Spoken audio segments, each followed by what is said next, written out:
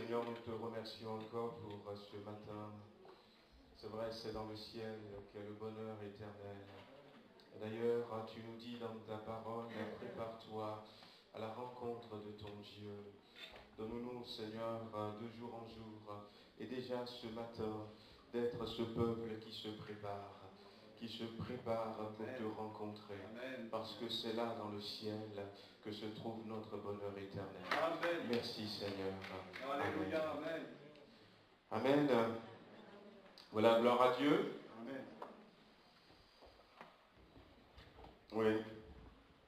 C'est que vous aviez déjà lu cette histoire de Le Fou du Roi.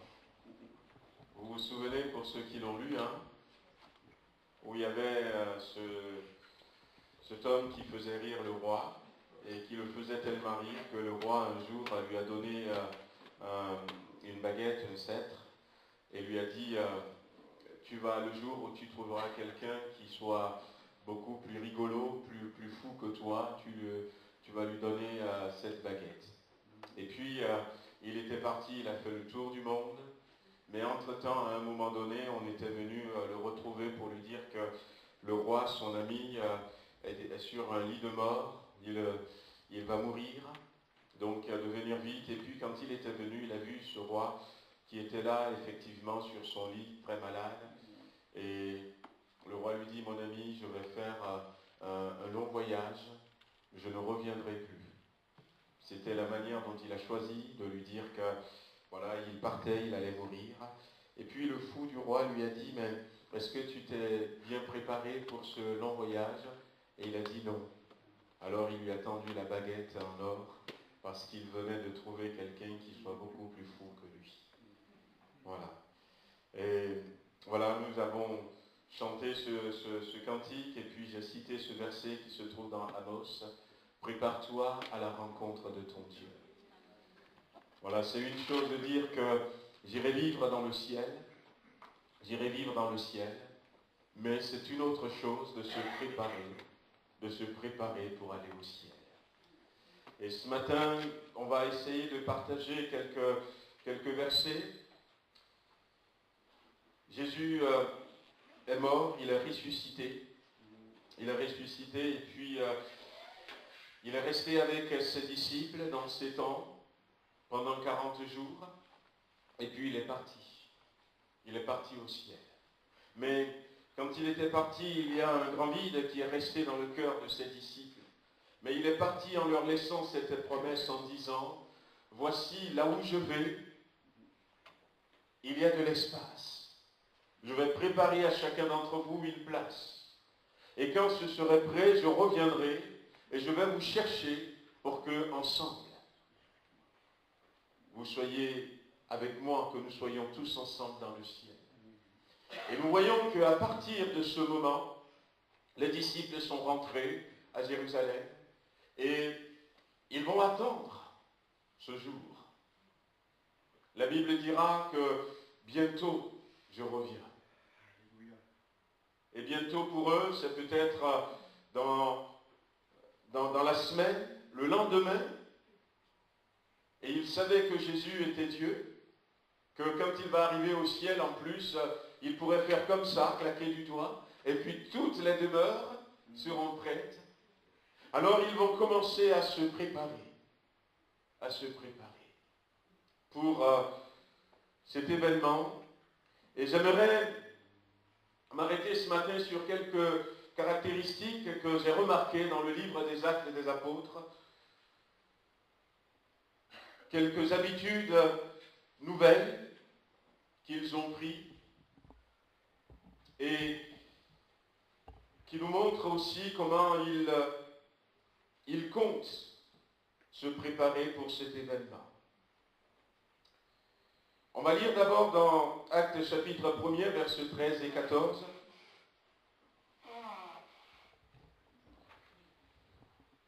Actes chapitre 1er, versets 13 et 14.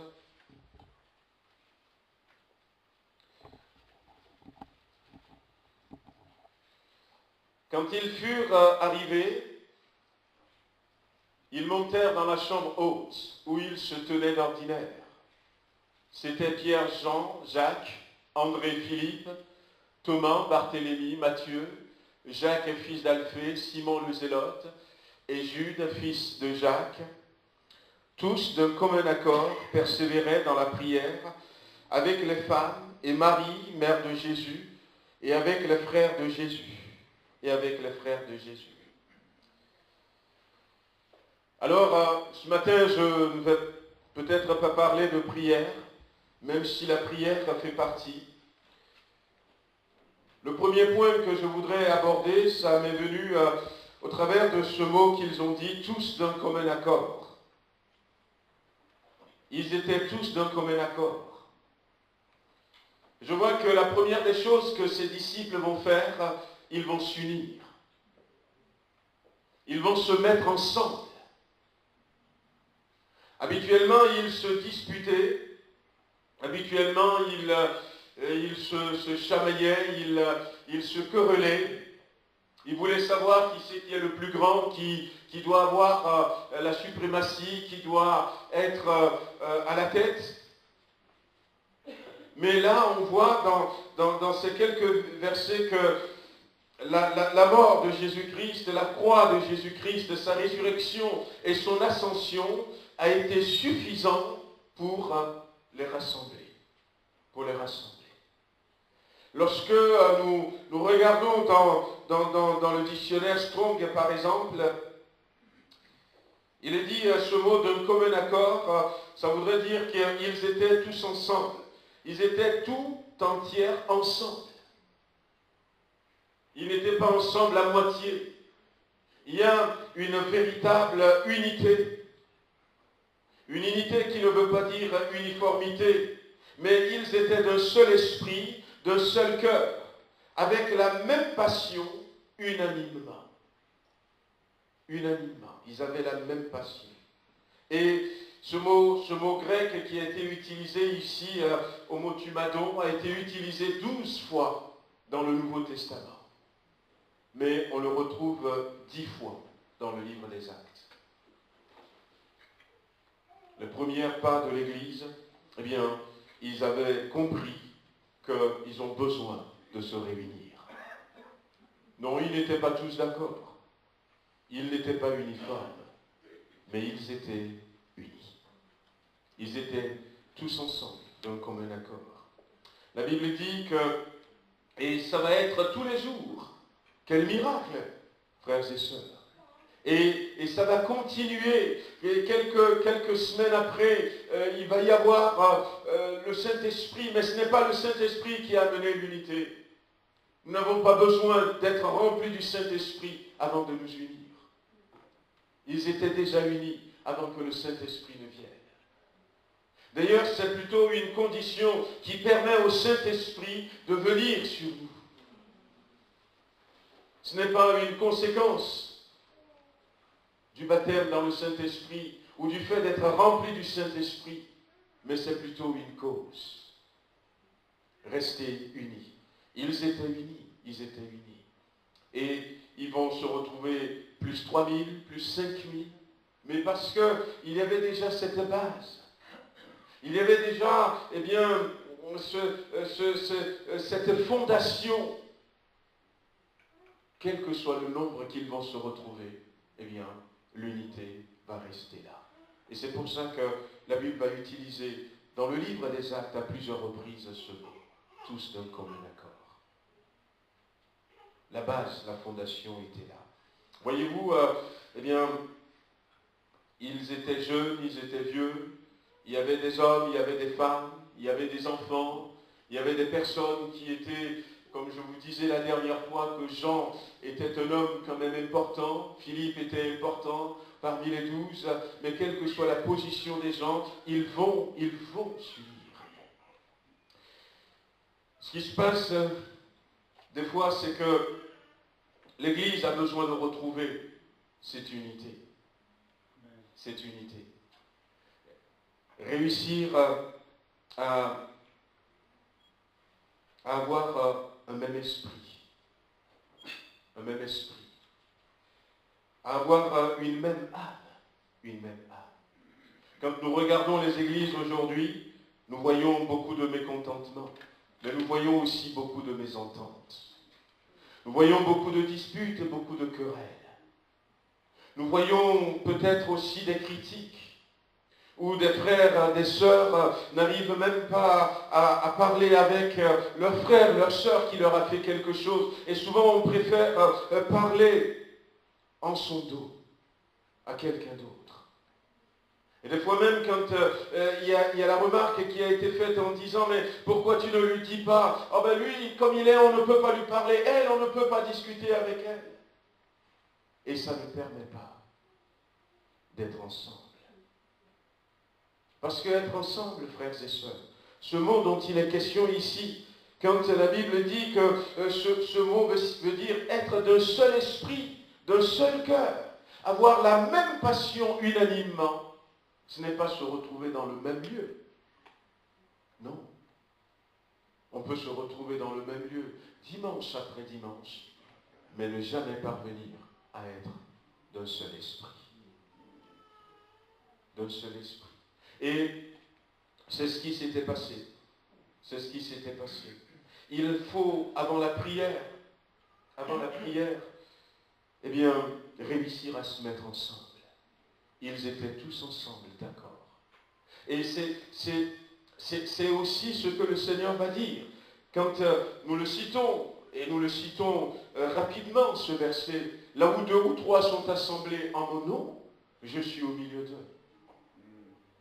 Mais la réalité, c'est là où 2 ou 3 sont d'un même esprit. Là où 2 ou 3 sont d'un même accord. En mon nom, je suis là au milieu d'eux. Mais qu'est-ce que Jésus va nous dire dans Matthieu, par exemple? Jésus nous dira dans Matthieu chapitre 6, il va nous dire au verset 5, « Lorsque tu pries, ne sois pas comme les hypocrites. » Parce que quand il n'y a pas cette unité, quand il n'y a pas, eh bien, ce seul esprit au milieu de nous, eh bien, nos prières, c'est des prières hypocrites. Quand tu pries, ne sois pas comme les hypocrites. Parce que tu n'es pas.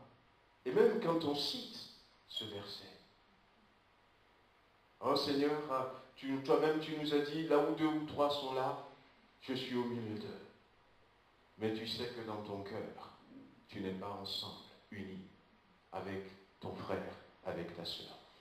L'Église première, eh bien,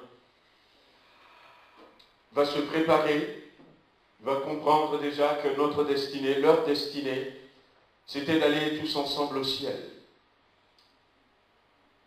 Et au ciel, on va vivre ensemble. Et ils ont compris qu'il faut déjà se mettre ensemble.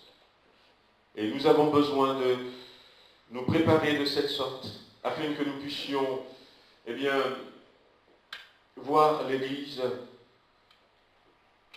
ébranler à nouveau le monde.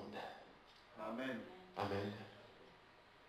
Regardez, on a des jeûnes et prières non seulement nous, mais il y a d'autres chrétiens un peu partout qui prient.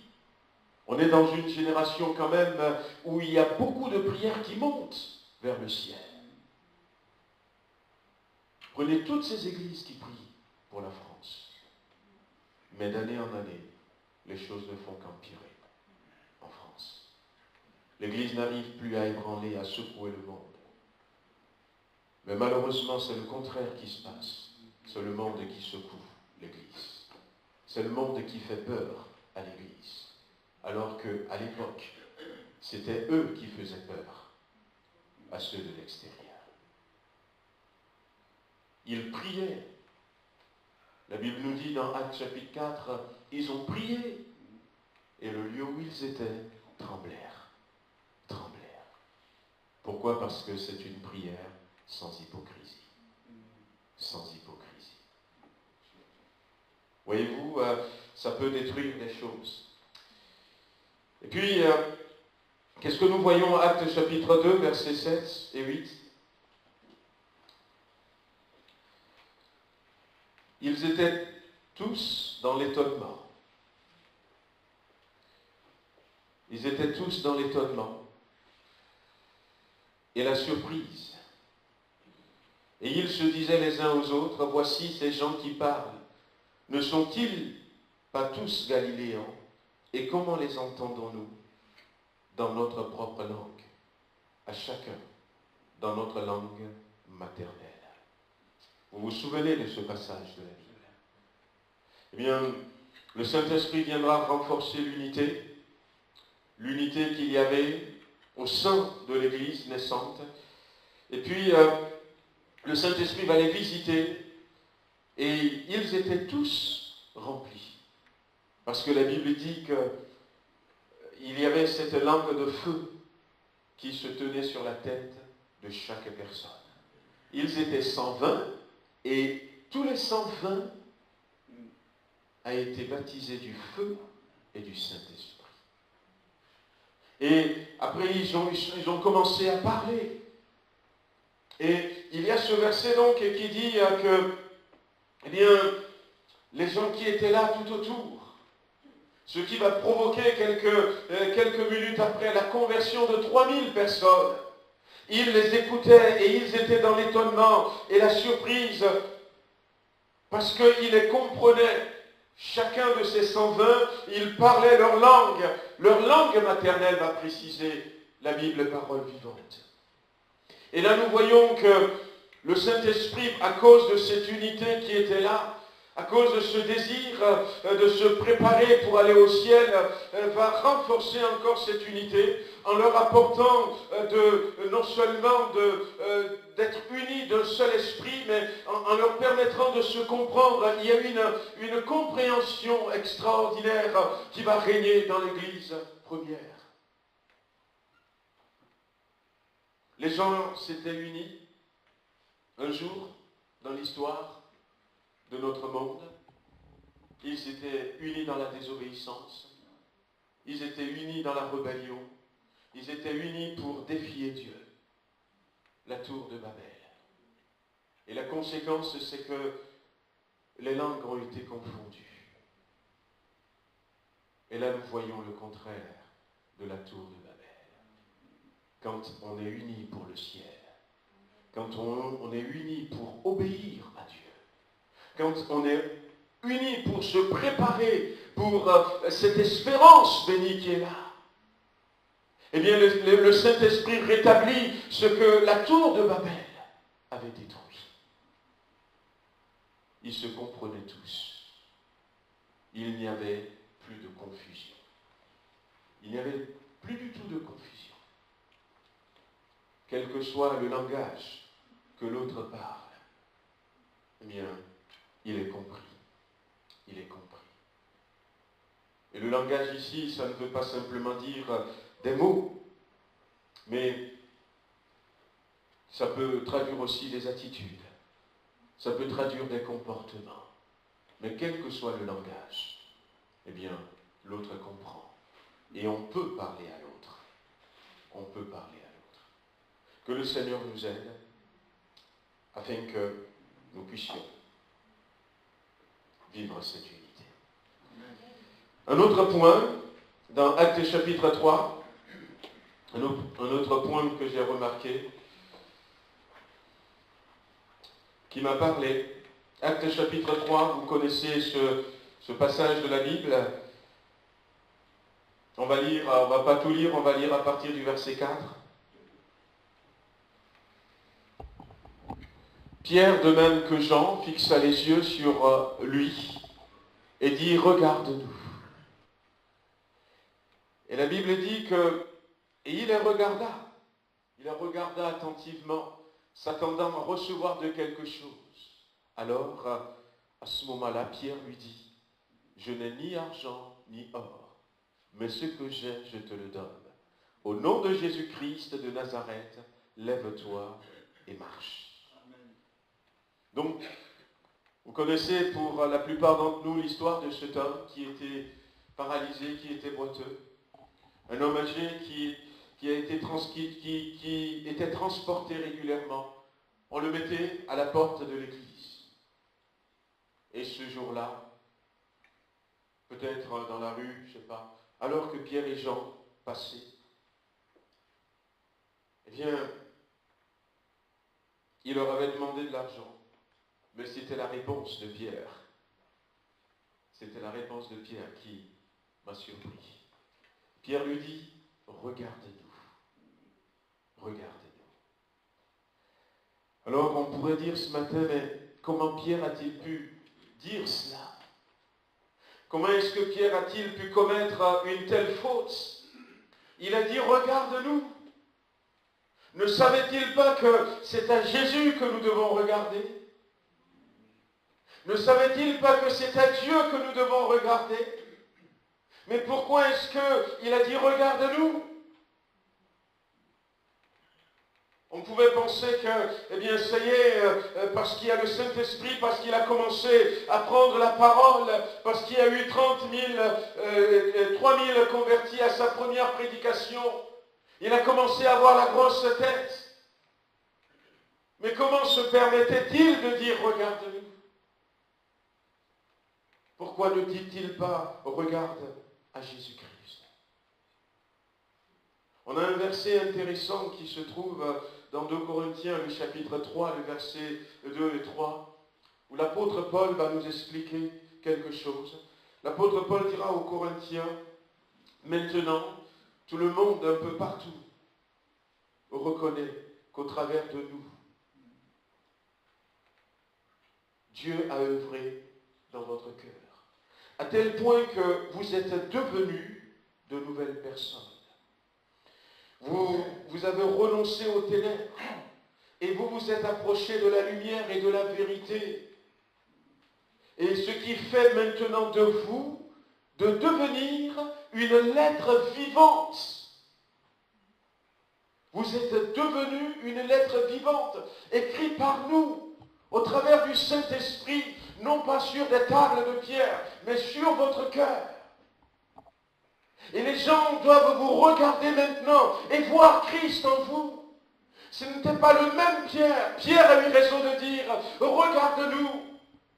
Parce qu'il y a quelque chose qui s'était passé. Il a été transformé, Pierre. Celui qui était arrogant avant n'était plus arrogant. Et il a raison de dire, regarde-nous, frères et sœurs, parce que nous n'arrivons pas à changer les gens, à les amener à Christ, parce que ce que nous leur disons, nous ne le vivons pas. Lorsqu'ils nous voient, ils ne voient pas ce que nous disons.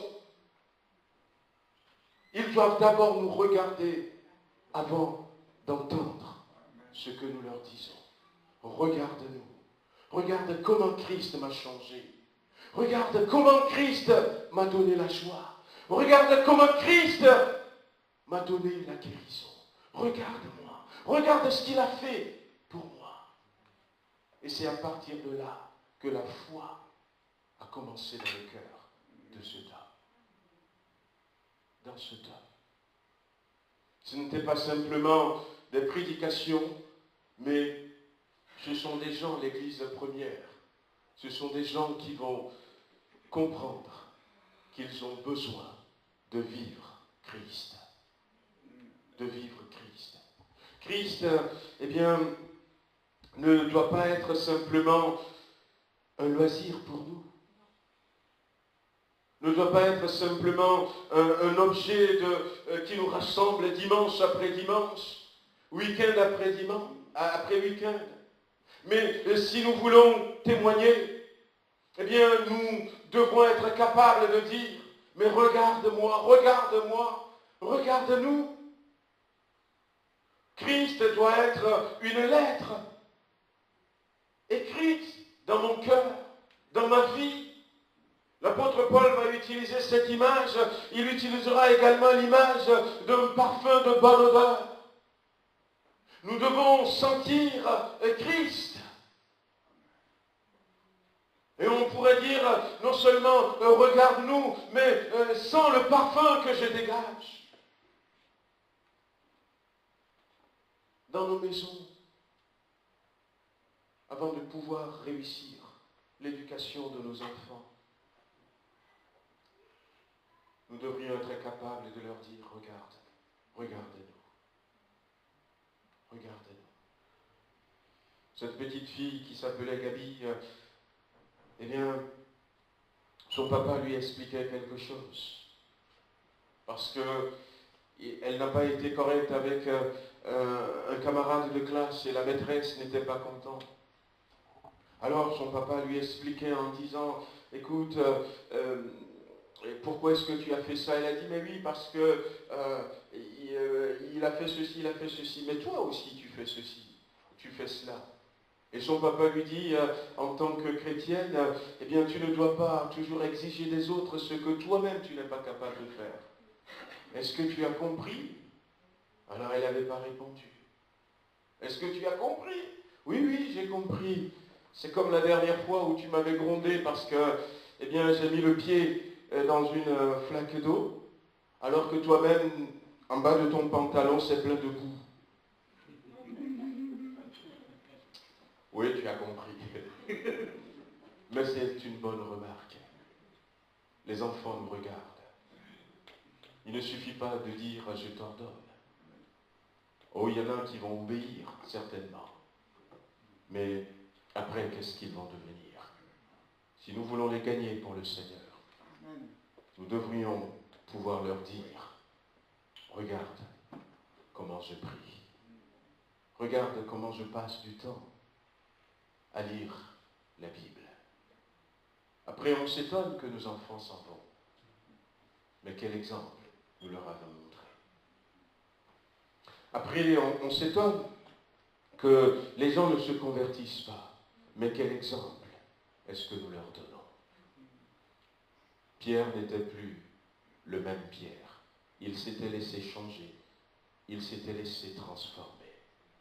Un jour, Jésus dira, dans Matthieu 23, vous pouvez relire ce chapitre, il dira, ne soyez pas comme les pharisiens, parce qu'ils disent et ne font pas. Ils parlent d'une manière et ils agissent d'une autre manière. Mais que le Seigneur nous aide, afin que la vérité prêchée ne soit pas simplement quelque chose qui reste là, dans l'Église, quelque chose que nous entendons par là et qui sort de là, mais que la vérité prêchée, la vérité méditée dans la Bible soit pour nous, au quotidien, notre vie de tous les jours. Que cette vérité, nous nous laissons transformer par cette vérité. Et comme je disais tout à l'heure, pour que Christ ne soit pas simplement pour nous une banque de bien-être, où on vient puiser le bien-être, une banque où on vient chercher la guérison, où on vient peut-être passer du temps, on vient faire de bonnes affaires. Non, que ça ne soit pas comme ça, mais afin que Christ soit une réalité pour nous. Ces gens-là, ils pouvaient dire, regarde-nous, parce qu'à partir de ce moment-là, ils vivaient pour Jésus-Christ. La Bible nous dit que ceux qui étaient convertis ce jour-là, les 3000, les 5000 qui vont se rajouter, Et je vous avais déjà dit cela, ils ont refusé de retourner chez eux. Ça ne compte plus. Ce qui compte, c'est Christ. Amen. Christ est devenu leur vie. Jésus-Christ était devenu leur vie. Ils vivaient pour Jésus-Christ. Que le Seigneur fasse que nous aussi nous puissions vivre pour Jésus-Christ. Voyez-vous, l'apôtre Paul dira, l'apôtre Pierre dira, je n'ai ni argent ni or, mais ce que j'ai, je te le donne. Au nom de Jésus-Christ. Oui, Jésus signifiait beaucoup pour lui. Il n'a pas renié Jésus, non. Non, non, non. Il n'était pas dans la recherche de lui-même. Pas du tout. Pas du tout. Mais ce sont des gens qui donnaient maintenant beaucoup plus d'importance à ce que Christ leur a demandé. Et qui faisaient tout leur possible pour faire ce que Christ leur a demandé. Plus que rien au monde. Plus que rien au monde. Mais regardez ces personnes qui étaient là, à ce moment-là, et puis leur prochain ils vivaient pour Christ, ils vivaient pour leur prochain, et puis ils étaient là, ils pouvaient vivre véritablement cette communion, ils pourraient vivre cette unité, et ils vont rester ensemble. La Bible dira même qu'ils vont se partager leurs biens. Il n'y avait plus d'importance que je garde mes biens pour moi. Mais je veux le donner pour la cause de Christ. Ils étaient arrivés jusque-là. J'étais arrivé jusque-là. Je n'ai ni or ni argent. Mais ce que j'ai, je te le donne. Ils avaient Jésus-Christ. Parce qu'ils vivaient pour Jésus-Christ. C'est une église, ce sont des gens qui, pour se préparer, ont tout fait pour garder Jésus-Christ avec eux. Gardez Jésus-Christ avec eux, plus que tout. L'apôtre Paul dira à Timothée, souviens-toi de Jésus-Christ. Plus que tout. Je n'ai pas d'or, je n'ai pas d'argent, mais ce que j'ai, je te le donne. J'ai Jésus-Christ. J'ai Jésus-Christ. Et c'est pour ça que ça n'a pas été difficile pour eux de vendre leur terrain et de donner l'argent. Parce qu'ils ont autre chose qui a beaucoup plus de valeur. Qui a beaucoup plus de valeur que ces choses qu'ils avaient avant. Qu'ils avaient avant. Mais regardez ce qui s'était passé. Pierre, au nom de Jésus-Christ, va donner la main à cet homme boiteux et va le soulever. Et puis, l'homme sera guéri. À ce moment-là, l'argent ne pourrait pas faire cela. L'or ne pourrait pas faire cela. Mais tant que nous ne réalisons pas qu'en Christ, nous avons quelque chose de beaucoup plus précieux, quelque chose qui a beaucoup plus de valeur que les choses de ce monde. Ils étaient dans la position de celui, on peut entendre des messages dire « séparez-vous du monde ». Ils étaient dans cette position où ils pouvaient véritablement se séparer et se concentrer, se consacrer à Christ. Se concentrer sur lui et se consacrer à lui. Amen. Alors, ils pouvaient vivre de belles choses. Ils pourraient vivre de belles choses. Eh bien, j'ai envie de m'arrêter encore un peu sur ça. J'avais écouté une fois une histoire où ce jour-là, c'était une occasion spéciale. Et puis, il y avait, le curé avait laissé une table, pour que les gens qui étaient là puissent mettre quelques pièces d'argent, quelques pièces d'or sur cette table. Et puis à la fin de la célébration, à la fin de cette cérémonie, le curé avec son vicaire, son jeune adjoint, était parti et ils ont vu que la table était remplie d'or, de pièces d'or et d'argent. Alors il était très très content de sourire comme ça. Et il a dit, c'est pas ce qu'il avait pris, mais il a dit, aujourd'hui, Pierre ne peut pas dire, je n'ai ni or ni argent. Et le pape non plus ne peut pas dire aujourd'hui, je n'ai ni or ni argent. Et le jeune garçon a dit, ben oui, ça c'est vrai, mais le pape ne pourra pas dire non plus, lève-toi et marche. Alors, cette histoire, je ne sais pas si c'est vrai ou pas, mais me fait comprendre que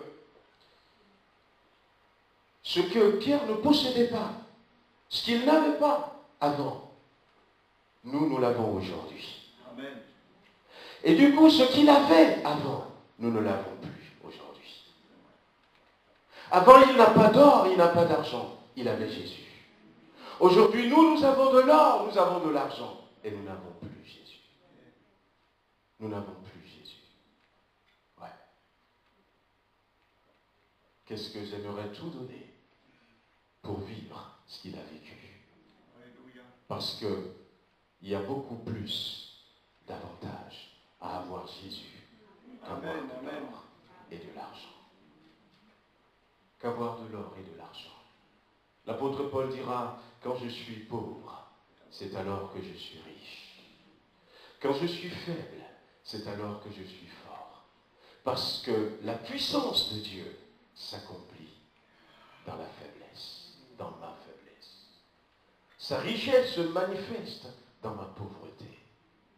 Voyez-vous comment l'église première, l'église de Jérusalem, l'église de l'époque, s'était préparée, se préparait. Comment est-ce qu'ils se comportaient en attendant que Jésus-Christ revienne les chercher?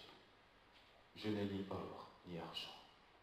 Et d'ailleurs, si nous restons toujours un peu sur cette déclaration de Pierre, aujourd'hui, nous remarquons que, eh bien, il y a des chrétiens, des chrétiennes qui peuvent dire à d'autres, mais regarde-nous, parce que ça va bien, parce que je gagne beaucoup d'argent, parce que, eh bien, je suis en bonne santé, parce que les affaires marchent bien. Quand tout va bien, on peut le dire encore. Mais combien, quand tout va mal, pourrait dire, regarde-nous, alors que je ne possède ni or, ni argent. Regarde-nous, alors que je ne possède pas, peut-être la santé. Combien pourrait le dire? Eh bien, seuls ceux qui, eh bien, auront gardé en eux Jésus-Christ. Amen. Parce que même dans un corps malade, je vous avais cité ce témoignage de cette dame qui était paralysée et qui, eh bien, il y a eu beaucoup de miracles tout autour. Et puis il y avait un homme qui était venu, très très sceptique, dans le village. Tout le village était chrétien. Et puis cet homme était très très sceptique, il ne veut pas croire ce qu'on lui disait. Et puis cette jeune fille qui ne pouvait pas, eh bien, qui ne pouvait pas marcher, on l'a portée et puis on la laissait quelque part à l'ombre. Elle avait sa guitare, elle jouait. Elle avait fini de jouer ce jour-là. Et puis elle attendait. Et puis il a vu cet homme sceptique qui passait. Alors elle a appelé. Elle a dit, venez s'il vous plaît. Comment allez-vous aujourd'hui? Est-ce que vous ne pouvez pas me porter pour me ramener à la maison? Et celui-là, il n'avait pas raté l'occasion. Mais c'est moi qui ai obligé maintenant de te porter pour t'amener. Si votre Dieu, si votre Jésus était si fort, pourquoi est-ce qu'il ne t'avait pas guéri? Alors la jeune fille lui dit, mais tu sais, tu ne devais pas dire cela. Jésus est tout puissant. Et il a guéri beaucoup de personnes. Mais s'il ne m'a pas guéri, c'est peut-être pour montrer qu'on peut être paralysé, mais avoir la joie, Amen. avoir la paix et aller au ciel. Et aller au ciel. Oui, elle ne marchait pas, mais elle possédait Jésus-Christ. On va terminer chapitre 5, livre des Actes. par ce dernier point.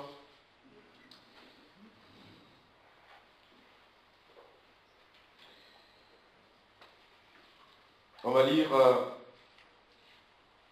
quelques versets. Je vais d'abord lire dans la version, moi j'ai une version parole vivante, mais on va lire dans la version Louis II. Vous connaissez un peu l'histoire de Ananias et de Saphira. C'est bien de revenir aussi parce que dans ce temps de préparation, c'est comme ça qu'ils se sont préparés. Mais un homme nommé Ananias, avec Saphira, sa femme, vendit une propriété et retint une partie du prix, sa femme le sachant, puis il apporta le reste et le déposa aux pieds des apôtres. Pierre lui dit, Ananias, pourquoi Satan a-t-il rempli ton cœur, au point que tu mentes au Saint-Esprit et que tu as retenu une partie du prix du champ? S'il n'eût pas été vendu, ne te restait-il pas? Et après qu'il ait vendu, le prix n'était-il pas à ta disposition? Comment as-tu pu mettre en ton cœur un pareil dessein? Ce n'est pas à des hommes que tu as menti, mais à Dieu. Ananias, entendant ces paroles, tomba et expira. Une grande crainte saisit tous les auditeurs. Environ 3 heures, le verset 7, environ 3 heures plus tard, sa femme entrant, sans savoir ce qui était arrivé, et Pierre lui adressa la parole. « Dis-moi, est-ce à un tel prix que vous avez vendu le champ? » « Oui, répondit-elle, c'est à ce prix-là. » Alors Pierre lui dit, « Comment vous êtes-vous accordés pour tenter l'Esprit du Seigneur? Voici ceux qui ont enseveli ton mari sont à la porte, et ils t'emporteront. » Au même instant, elle tomba aux pieds de l'apôtre et mourut. Les jeunes gens vont la ramasser à nouveau et vont aller l'enterrer. Alors, dans la version parole vivante que j'aimerais, un certain Ananias, par contre, qui avec sa femme Saphira avait aussi vendu une propriété, convainc avec sa femme de mettre de côté une partie du prix de la vente et d'apporter le reste aux apôtres pour qu'ils en disposent. Pierre l'interpella. « Ananias, comment as-tu pu laisser Satan prendre à tel point possession de ton cœur, pour que tu veuilles tromper l'Esprit Saint en cachant le prix réel de ton champ afin d'en conserver une partie? N'étais-tu pas libre de garder ta propriété? Ou même après l'avoir vendue, ne pouvais-tu pas faire de ton argent ce que tu volais? Ce n'est pas à des hommes que tu as menti, mais à Dieu lui-même. Comment as-tu pu décider en toi-même de commettre une telle action? » Eh bien, c'était quand même une épreuve difficile pour l'Église première. Nous ne savons pas si Ananias et Saphira avaient des enfants. Nous ne savons pas si les enfants étaient jeunes ou adultes. Nous ne savons pas si eux-mêmes étaient jeunes ou adultes. Rien de leur famille. Mais toujours est-il que Ananias et Saphira faisaient partie de cette communauté. Et il va se passer ce qui s'est passé. Bien-aimés, comment est-ce qu'ils se préparaient pour rencontrer Dieu? L'Église première ne tolérait pas en son sein le moindre péché. Le moindre péché. Ils ont compris que si on prenait un panier de pommes qui sont normales et qu'on met au milieu de ces pommes une pomme pourrie, c'est la pomme pourrie qui petit à petit va pourrir toutes les autres pommes. Ils ne toléraient pas le moindre péché. Même le plus petit mensonge, ils ne veulent pas au milieu d'eux. Parce qu'ils savent ce que le péché peut enfanter. jusqu'à ce point. Et je crois que c'est le standard que Dieu nous demande. C'est le standard que Dieu nous demande. Eh bien, la conséquence de ce mensonge, c'est vrai que Ananias était mort. Était mort. Et que malheureusement, sa femme va mourir. Mais la Bible dit qu'une grande crainte était tombée sur l'assemblée. Ils ont compris que s'ils veulent aller au ciel, on ne peut pas aller avec le péché dans nos bagages. Mais c'est vrai qu'aujourd'hui, eh bien, nous tolérions beaucoup de choses. Nous ne sommes plus rigoureux vis-à-vis du péché comme il l'était. La Bible dit que eh bien, l'ennemi était venu et ils ont établi leur camp sur le territoire d'Israël. Dans 1 Samuel chapitre 17, alors que les Philistins étaient là, ils ont établi leur camp à Soko et à Azeka. Et ces territoires appartenaient à l'armée, au peuple juif. Mais c'est là qu'ils ont établi leur camp. C'est de là que Goliath s'était mis debout pour les défier. Ils étaient déjà dans le territoire. Et le piège, je l'avais dit, je ne sais plus quand. Des fois on pense, frères et sœurs, je le répète encore, parce que nous connaissons la Bible. Et nous nous disons, eh bien lorsque ce sera le moment, nous ne prendrons surtout pas le chiffre de la bête. Mais le diable n'attend pas pour nous mettre les chiffres sur les fronts ou sur les mains pour nous avoir. Il a commencé il y a longtemps. Il a commencé il y a longtemps. Et quand le moment serait là, beaucoup de personnes réaliseront qu'ils n'ont pas le choix que d'accepter le chiffre de la bête. Parce qu'on a laissé l'ennemi rentrer dans la bergerie. Parce que nous avons toléré des choses. Nous avons ouvert la porte à des choses. Il était déjà établi. Mais ce n'est pas le cas de l'Église première. Même si c'est cruel, on pourrait qualifier aujourd'hui. Même si c'est dur, on pourrait dire, mais quand même, pense à ses enfants. Tu as posé cette question et le papa est mort. Au moins laisse la maman à côté de ses enfants. Ou laisse la maman pour ses parents. Mais Pierre, sois un peu compatissant. Il ne faut pas aller la provoquer. Mais Pierre n'a pas voulu que ça germe dans l'Église. Que ça germe dans l'Église. Bien-aimés, nous avons du pain sur la planche. Et je crois que si le Seigneur nous permet, et c'est clair que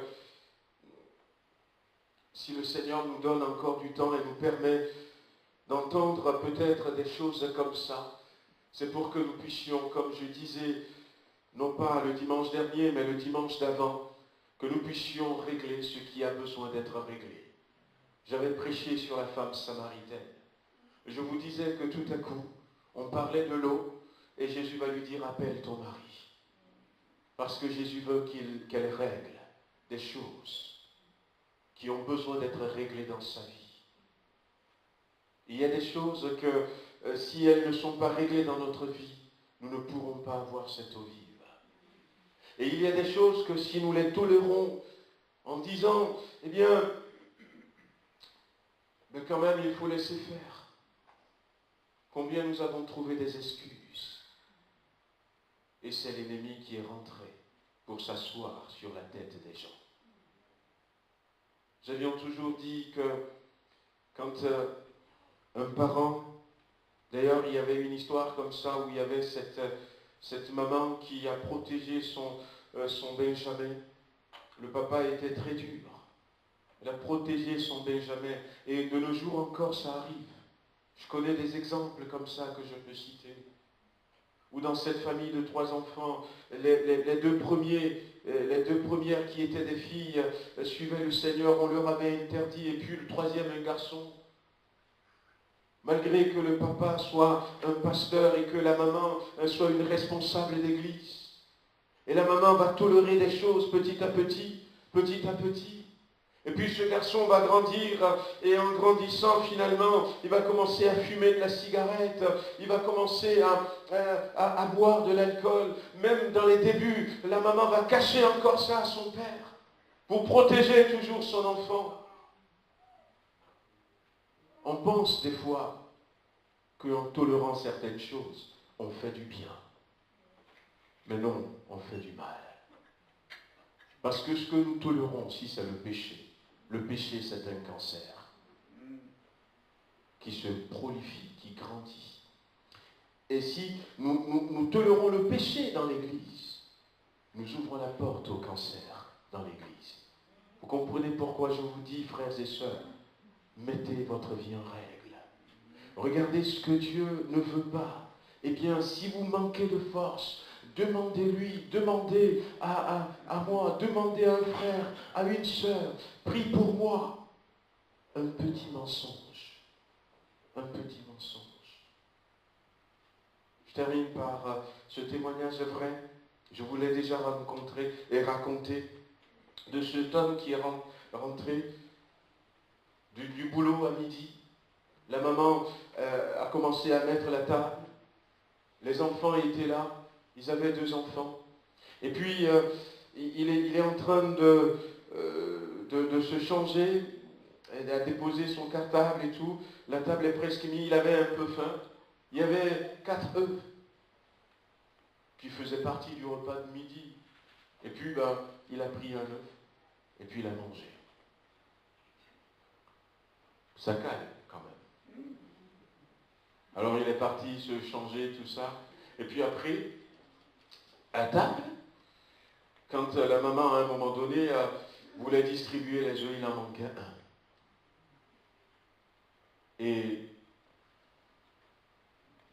comme nos épouses, des fois, savent le faire, elle a accusé directement les enfants.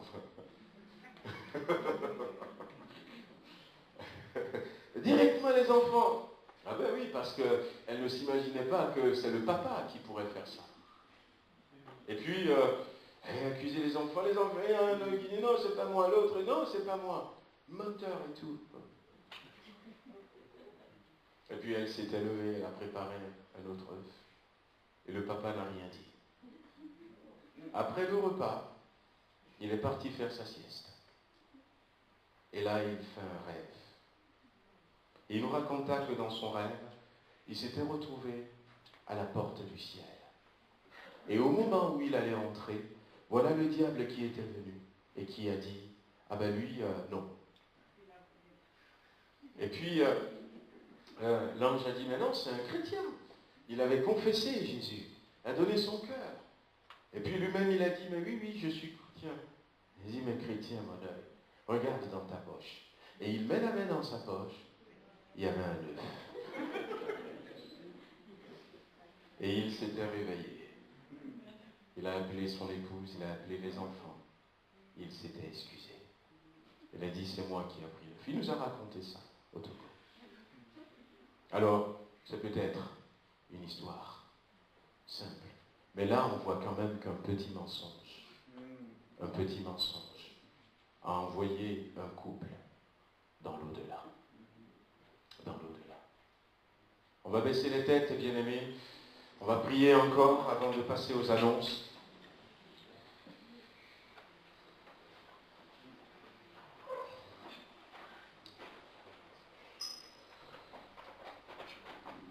Seigneur notre Dieu, dans ce passage de Amos chapitre 4, le verset 12, tu disais, c'est pourquoi je te traiterai de la même manière. Et puisque je te traiterai de la même manière, prépare-toi à la rencontre de ton Dieu. Et ce matin, Seigneur, nous croyons que tu veux nous traiter de la même manière. Parce que tu es un Dieu qui ne fait exception de personne. Tu es un Dieu qui ne fait pas de poids, de mesure. Seigneur, notre Dieu, nous voulons nous préparer. Nous voulons véritablement nous préparer pour te rencontrer. Dans le ciel, vivre avec Jésus dans le ciel, c'est là le bonheur éternel. Mais ce bonheur, Seigneur, est à notre portée. Et nous ne voulons pas laisser passer les occasions que tu nous donnes. Y a-t-il peut-être quelqu'un au milieu de nous ce matin qui a besoin de se repentir parce que l'unité n'était pas vraie? Il y a de l'hypocrisie.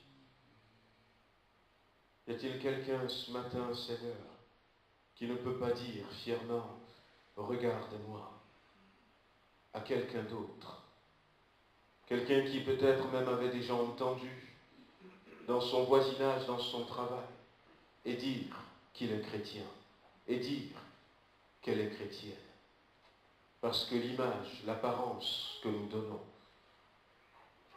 ne montre pas du tout Christ. Y a-t-il, Seigneur, quelqu'un qui a besoin déjà de mettre sa vie en règle? Seigneur, pardonne-nous ce matin. Mais aide-nous à continuer à écouter ce message. À écouter, Seigneur, ton Esprit Saint. Seigneur, donne-nous de ne pas être des auditeurs oublieux, mais de mettre en pratique ce que nous avions entendu ce matin. Moi aussi, Seigneur. Moi le premier. Afin que, lorsque ce jour viendra, que nous puissions tous ensemble partir. Amen. Bénis ton Église, au nom de Jésus-Christ. Amen. Amen. Amen.